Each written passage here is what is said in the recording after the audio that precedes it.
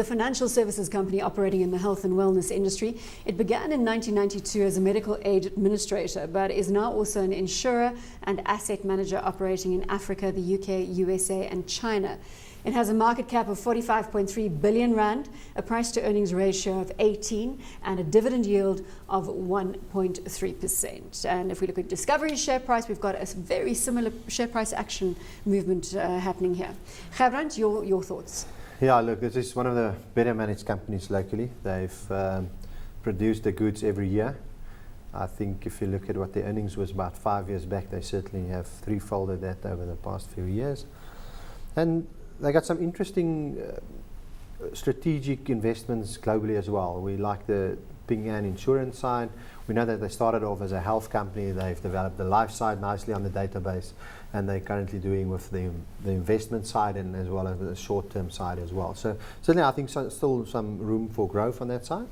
Most people do value this company on like a life company, and it's trading at a premium always to the life side. But I think if you look at the other businesses within it, it's probably trading at fair value at the moment if you look at the growth profile of the specific company, but certainly one of the better companies. So something you can't ignore if you are after this space. Also inclusion into the Aussie 40. Yes, I think there was some index buying there too recently. Gerbrand makes a great point about Adrian Gore. He owns, I think, just around 9% of the business, and that's an endorsement when you've exactly. got the CEO holding 9%. Yeah, I think he's the third biggest shareholder there. Very, very energetic. If you have a look at the board, they look like the healthiest board in South Africa. They're all slim and trim. So I guess they practice... It's the vitality. They practice what vitality. They preach. Yeah, and interesting that you mentioned the vitality, because they've just partnered with Walmart on the vitality side to get 5% discounts, a la, the Pick and Pay, and more recently now. the They've Woolies one. just had that sign put on Woolworths. Although I tried to sign up to the Woolies one earlier today to get the experience, and it suddenly disappeared. So I'm not quite sure. Well, I'll give it a go. Maybe and it was feedback technology issues on my part. Yeah, you could just be slow. Yeah, probably. But I like, and they use the word innovate. So innovation is top of the agenda, and they haven't been afraid to push products to the market in what looks like a saturated market. But their consumers are very receptive. So they've grown from, I think they had 8,500 members in 1992 to around 2.6 million. So they certainly have grown massively. And they also know how to mine their database, this company, as you're saying, pushing new products into the market, and their consumers are very receptive to these new products. It's the innovative way in which they package them. Yeah, and I think if you look at other companies doing similar stuff where reward-backed programs have been working, like First National Bank, etc., this one comes out of the same stables, and it almost uses some of the similar attractiveness to the consumer. So if you got your life product with this company, your health product with this company, and your vitality product, you get some discounts on all three of them. So they are pulling in their members, and certainly, like you said, the database, they certainly do know how to sell to that specific database.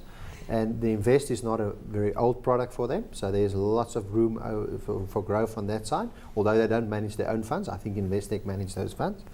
And then on the short-term insurance side, there's lots of room for growth as well. I want to go back to Ping An and to their Chinese play, because this could be the biggest gold mine going forward. It could be. They've just recently announced in the last results, I think they're increasing their stake from 20 to 25. I think what people got to realize, again, it's the whole developing world story. The fact that people get richer and need access to quality private healthcare.